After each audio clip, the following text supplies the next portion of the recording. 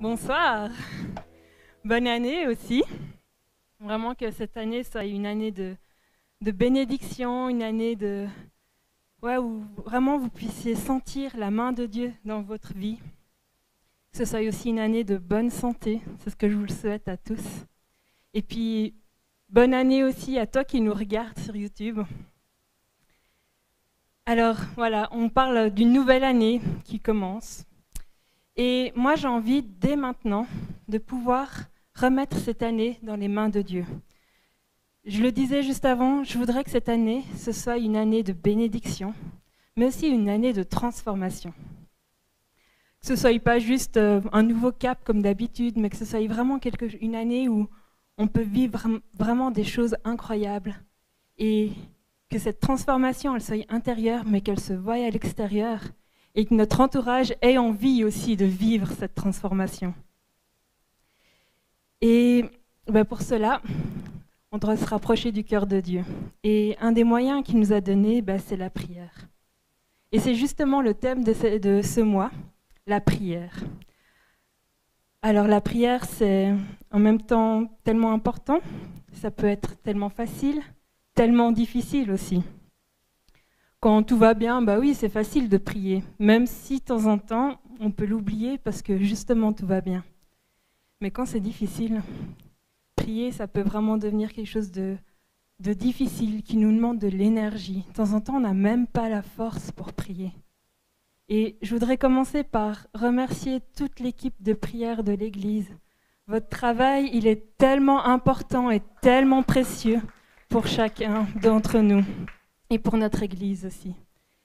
Et aujourd'hui, au lieu de faire les bonnes résolutions, alors moi j'ai arrêté de faire les bonnes résolutions. Je me suis dit, pour que ça tienne 3-4 semaines, ça ne sert à rien.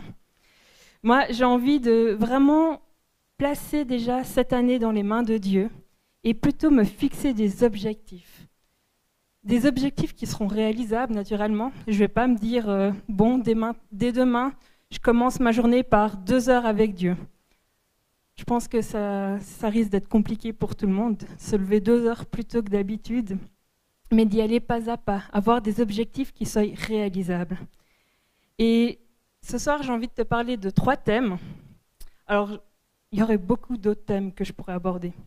Mais voilà, si tu ne veux pas dormir ici, moi, je vais m'en tenir à 3 thèmes aujourd'hui. Et le premier thème, c'est prier pour la foi. Avoir la foi plutôt qu'être dans le doute. Jésus, il a dit dans Matthieu 21, 21, « Je vous le dis en vérité, si vous avez de la foi et que vous ne doutez pas, non seulement vous ferez ce qui a été fait à ce figuier, mais même si vous dites à cette montagne, « Retire-toi de là et jette-toi dans la mer », cela arrivera. » Alors juste pour la petite histoire, ce qui a été fait à ce figuier, Jésus voulait prendre un fruit au figuier, mais il n'y en avait pas. Il a dit une parole et en 1 seconde, le figuier, il était sec, il était mort.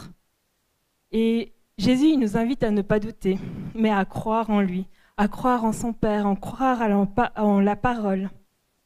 Et il ne nous a pas promis que tout serait facile, au contraire, mais il nous a promis d'être là avec nous à chaque instant.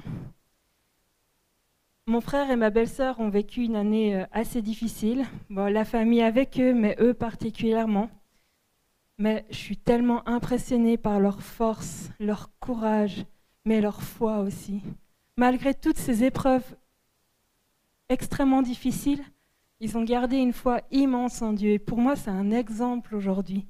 J'ai envie que, malgré les difficultés, de regarder toujours auprès de mon Père, en sachant que lui, il est là, il va m'accompagner, il va me remplir de force.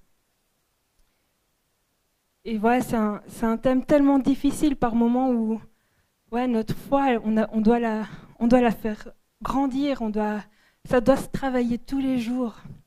Et dans la difficulté, combien de fois on n'a pas tendance à baisser les bras en se disant « mais pourquoi Dieu il permet ça ?» Mais non, c'est pas Dieu, c'est pas qu'il... Il veut vraiment vous accompagner à chaque instant. Il n'a pas promis, comme j'ai dit avant, et c'est d'ailleurs un des versets que ce serait toujours facile. Mais il a promis qu'il sera avec nous. Et un autre verset, et Jésus, il dit, « Si vous avez de la foi comme une graine de moutarde, vous direz à ce mûrier, déracine-toi et va te planter dans la mer, et il vous obéira. Jésus ne nous demande pas d'avoir une foi extravagante, mais une foi comme une graine de moutarde. C'est pas très grand une graine de moutarde, si j'arrive à les attraper. Je suis même pas sûre que vous arrivez vraiment à la voir. C'est tout petit une graine de moutarde.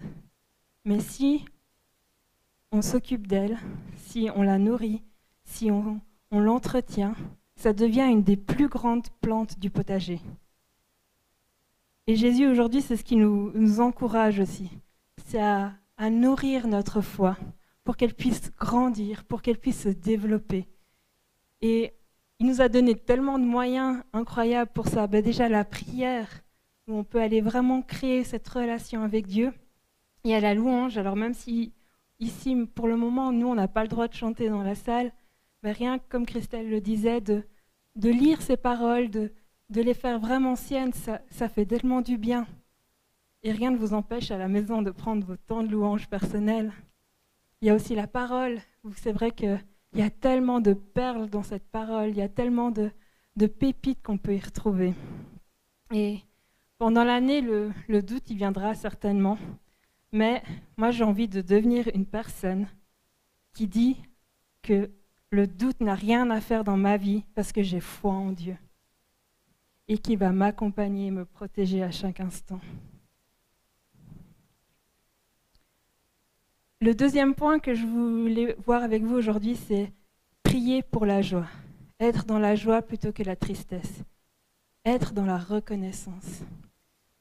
Et dans 1 Thessaloniciens 5, Paul il dit « Soyez toujours joyeux, priez sans cesse, exprimez votre reconnaissance en toutes circonstances, car c'est la volonté de Dieu pour vous en Jésus-Christ. » Être reconnaissant en tout temps, en toutes circonstances, c'est un travail de chaque jour. C'est pas évident. Combien de fois on aurait plus facile à voir ce qui ne va pas, à voir les choses qui nous dérangent ou autres. Mais être reconnaissant en toutes circonstances, c'est vraiment un travail en nous qui doit être quotidien. C'est un travail qui demande du travail, justement. Ouais. Et il y a 2-3 ans, avec une amie, on s'est assis autour de la table et on a décoré des bocaux. Et l'objectif, c'était de chaque jour mettre dans ce bocal un sujet de reconnaissance. Alors certains jours, c'était facile, il y en a 2, 3. D'autres jours, c'était compliqué. D'autres jours, on n'avait juste rien envie de mettre dans ce bocal. Mais moi, j'ai vraiment voulu tenir ce défi et de voir après tous ces petits moments qu'il y a eu dans la journée. De temps en temps, c'était juste merci pour le soleil. Certains jours, c'était merci pour le travail que j'ai, parce que rien d'autre n'a été. Mais pouvoir vraiment être reconnaissant. Et cette année, j'ai décidé de renouveler l'expérience. Et bon, cette fois-ci, je ne fais pas un bocal avec tous les petits papiers, mais j'ai vraiment envie de cultiver cette reconnaissance, que ce ne soit pas simplement quelque chose où « Ah oui, c'est vrai que ça s'est bien passé », mais vraiment pouvoir noter chaque jour quelque chose qui m'a touchée, un sujet de reconnaissance. Ça peut être quelque chose que j'ai vécu, quelque chose qu'on m'a dit. Ça peut être aussi une parole que j'ai pu lire. Ça peut être plein de choses, cette reconnaissance. Et c'est vraiment mon désir cette année, c'est ce que je t'encourage aussi, c'est avoir un cœur joyeux, un cœur reconnaissant. Et lorsque les moments seront difficiles, se rappeler que Jésus il est avec nous et que je ne suis pas seule. Et se rappeler des sujets de reconnaissance précédents. Prier pour les relations. Les relations plutôt que la distance. Alors, cette année 2020, c'était compliqué, les relations, mais 2021, ça va changer. Dieu est un Dieu de relations. D'ailleurs, il a même dit, il n'est pas bon que l'homme soit seul. Alors c'est vrai qu'on pourrait dire, que quand il a dit ça, c'était pour le couple. Mais comme Dieu est un Dieu de relation, il a décidé de nous créer tous aussi. Il aurait pu juste s'arrêter à Adam. Et hop, c'était bon, il avait une relation avec quelqu'un. Mais non, il a créé Ève, il a créé la descendance. Et il nous a créés chacun. Et comme on est créé à l'image de Dieu, nous aussi, nous sommes des gens de relation. Et on a tous en nous ce désir de relation. Alors par moments, c'est vrai que ce désir de relation est peut-être moins important, mais on a tous ce besoin.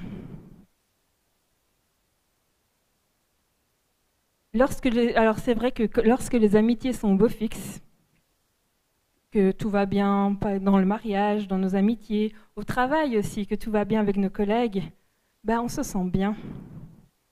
Et justement, tout est question de relation. Nos vies intérieures et extérieures sont régies par la qualité de nos relations. Donc comme je le disais avant, si tout va bien, on se sent bien. Mais lorsque nos relations diverses ne vont pas bien, vont mal, nous-mêmes, nous ne nous sentons pas bien, nous nous sentons mal. Et Dieu aime nous voir communiquer les uns avec les autres, passer du temps avec les uns avec les autres. Pas uniquement à l'église, mais aussi à l'extérieur. En mangeant ensemble, en allant faire une balade ensemble, un pique-nique ensemble. Je pensais, en préparant ça, j'ai pensé à ma petite sœur qui déteste le shopping. Je disais, en allant faire du shopping ensemble. Même si elle, c'est pas son fort. Notre relation avec Dieu et nos relations avec les gens sont la base de notre vie. Et il y a un chant que je chantais quand j'étais toute petite, qui est tiré d'un psaume, c'est « Oh, qu'il est agréable, qu'il est doux pour des frères de demeurer ensemble ». Et c'est vrai, c'est être ensemble, ça nous fait du bien aussi. Au mois de novembre, un après-midi, j'étais pas très bien. Justement, c'était une période où dans la famille, c'était un peu compliqué. Et j'étais pas bien cet après-midi-là. Et puis, je me suis dit, mais qu'est-ce que je peux faire pour aller mieux? Et j'ai tout de suite pris mon téléphone, téléphoné à une amie, et j'ai pu simplement lui dire ce que j'avais sur le cœur. Et rien que le fait de communiquer toutes les deux ensemble, quand j'ai raccroché 10 minutes, un quart d'heure plus tard, j'étais tellement bien, tellement en paix. Et c'est ça aussi, être en relation, c'est pouvoir aussi communiquer ensemble, pouvoir être soutenus, pouvoir se soutenir les uns les autres. Et un tout autre exemple, c'est au mois de novembre, comme on n'avait plus d'église ici, je me suis dit, mais qu'est-ce que je peux faire pour marquer le coup avec les kids? Et puis j'ai créé un calendrier de l'Avent. Alors chaque jour, les kids recevaient une vidéo, un petit message, des recettes, plein de choses. Mais moi, ce qui m'a fait le plus plaisir, c'est de voir tous ces retours. De voir les photos des bricolages ou bien des recettes qui ont été faites. D'entendre ces petits messages vocaux, merci Isaline, merci l'équipe.